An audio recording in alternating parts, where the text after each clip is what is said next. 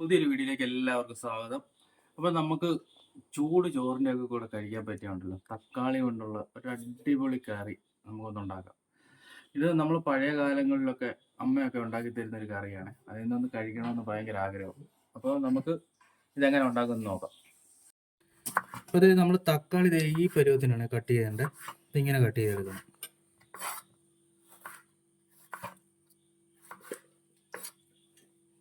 നമ്മളൊരു 5 തക്കാളി എടുത്തിട്ടുണ്ട്. 5 തക്കാളി നമുക്ക് ഇങ്ങനെ കട്ട് ചെയ്തെടുക്കാം. കട്ട് ചെയ്ത തക്കാളി ഒരു പാത്രത്തിലേക്ക് നമുക്ക് മാറ്റാവേ. അതായത് നമ്മൾ 2 സവോള എടുത്തിട്ടുണ്ട്. സവോളയും കൂടെ ഒന്ന് സ്ലൈസ് ചെയ്തെടുക്കുകയാണ്. ചെറുതായിട്ട് സ്ലൈസ് ചെയ്തെടുക്കുക. കട്ട് ചെയ്ത് വെച്ച സവോള നമുക്കൊരു പാത്രത്തിലേക്ക് നമുക്ക് മാറ്റാവേ.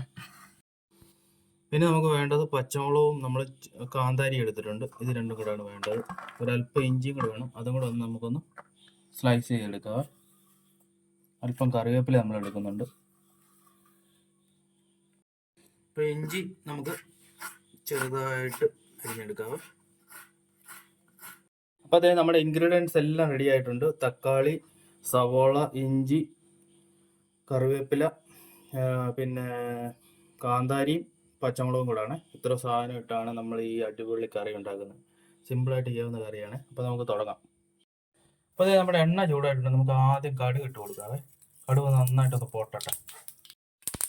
അപ്പോൾ അടുത്ത് നമുക്ക് ഉണക്കമുളക് ഇട്ട് കൊടുക്കാവേ. നമ്മുടെ കടുകും ഉണക്കമുളകും നന്നായിട്ട് പൊട്ടിയിട്ടുണ്ട്. നമ്മൾ അടുത്ത ഇഞ്ചി ഇട്ട് കൊടുക്കുകയാണ്. അതിൻ്റെ കൂട്ടത്തിൽ തന്നെ പച്ചമുളകും കാന്താരിയും ഇട്ട് കൊടുക്കുക. ചെറുതായിട്ടൊന്ന് വാട്ടാം. അതിൻ്റെ കൂട്ടത്തിൽ തന്നെ കറിവേപ്പിലയും കൂടെ നമ്മൾ ആഡ് ചെയ്ത് കൊടുക്കുകയാണ്.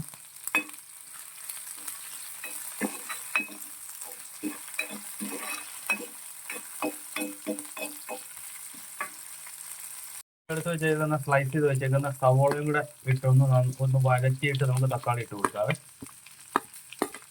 സവോള ഒന്ന് ജസ്റ്റ് ഒന്ന് വഴറണം. അതിന് ശേഷമാണ് നമ്മൾ തക്കാളി ഇതിലേക്ക് ആഡ് ചെയ്ത് കൊടുക്കുന്നത്.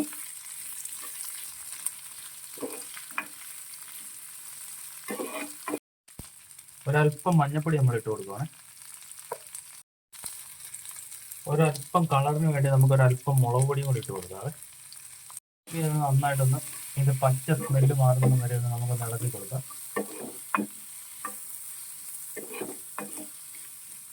നമ്മുടെ സവോളയൊക്കെ ഒരുമാതിരി വഴഞ്ഞിട്ടുണ്ട്. നമുക്ക് അരിഞ്ഞു വെച്ചേക്കുന്ന തക്കാളി നമുക്ക് ഇട്ട് കൊടുത്തിട്ട് ഒന്ന് ഇളക്കി ഒന്ന് യോജിപ്പിച്ച് കൊടുക്കാം.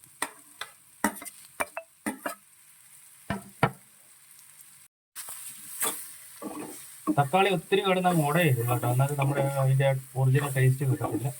ഒരു 3/4% ആയി കഴിയുമ്പോൾ നമുക്ക് ഇതിനകത്തൊരു പരിപാടിയുണ്ട്. അതും കൂടെ കാണിച്ചു തരാം. ആവശ്യത്തിനുള്ള ഉപ്പ് ഇട്ട് കൊടുക്കുകയാണ്. തക്കാളിയും സവോള എല്ലാം കൂടെ ഒന്ന് ജസ്റ്റ് ഒന്ന് ഉടയാനായിട്ട് അല്പം വെള്ളം നമ്മൾ കൈവെള്ളം ശകലം ഒഴിക്കാവുള്ളൂ, ഒത്തിരി ഒഴിക്കരുത്. ഒഴിച്ച് കൊടുത്തിട്ടൊന്ന് മൂടി വെച്ച് വേവിക്കുകയാണ്. നമ്മുടെ ഈ തക്കാളി ഉണ്ടല്ലോ, തക്കാളി സവോളയും കൂടെ ഒരു അല്പം കൂടെ ഉടയാനുണ്ട്. ഇതിന് ശേഷമാണ് നമ്മൾ ഇതിലേക്ക് തേങ്ങാപ്പാൽ ചേർത്ത് കൊടുക്കുന്നത്. ഇത് അല്പം കൂടെ ഒന്ന് ഉടയട്ടെ, എന്നാലേ അതിൻ്റെ ആ കറിയുടെ ആ ടേസ്റ്റ് കറക്റ്റായിട്ട് കിട്ടത്തുള്ളൂ കേട്ടോ. തക്കാളി ഒരു അല്പം കൂടെ ഉടയണം. അതിന് ശേഷം നമുക്ക് തേങ്ങാപ്പാൽ ഒഴിച്ച് നമുക്ക് വാങ്ങാം. ഇതിൻ്റെ ചോറിൻ്റെ ഒക്കെ കൂടെ കഴിക്കാനായിട്ട് ബെസ്റ്റ് കോംബോയാണ്. വേറെ കറിയൊന്നും വേണ്ട. ചൂട് ചോറും തക്കാളിക്ക് നമ്മൾ ഇത് കണക്ക് ചെയ്ത് ഉണ്ടാക്കിയുണ്ടല്ലോ, അടിപൊളി ടേസ്റ്റിയാണ് സംഭവം കിടുവായിരിക്കും. പഴയ നമ്മുടെ അമ്മമാരൊക്കെ ഉണ്ടാക്കി തരുന്ന അതേ ടേസ്റ്റ്. ഇങ്ങനൊന്ന് തീർച്ചയായിട്ടും ഒന്ന് ട്രൈ ചെയ്ത് നോക്കണം. ആയിട്ടില്ല, ഒന്നും കൂടെ ഒന്ന് സെറ്റ് ആകാറുണ്ട്. നമ്മൾ തേങ്ങാപ്പാലും കൂടെ ഒഴിച്ചു കഴിഞ്ഞാലേ ഈ കറിയുടെ ഒറിജിനാലിറ്റി കിട്ടത്തുള്ളൂ. അതും കൂടെ ഒഴിച്ചിട്ട് കാണിക്കാം.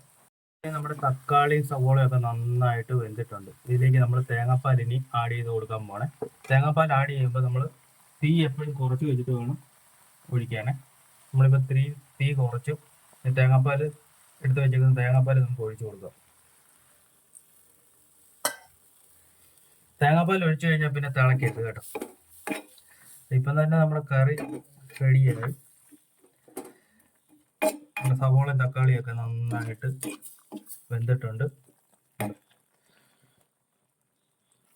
ചൂട് ചോറിൻ്റെ കൂടെ ഏറ്റവും ബെസ്റ്റ് കോംബോയാണ് കേട്ടോ. തീർച്ചയായും ഇങ്ങനെ ഒന്ന് വീട്ടിലൊന്ന് ഉണ്ടാക്കി ട്രൈ ചെയ്ത് നോക്കണം.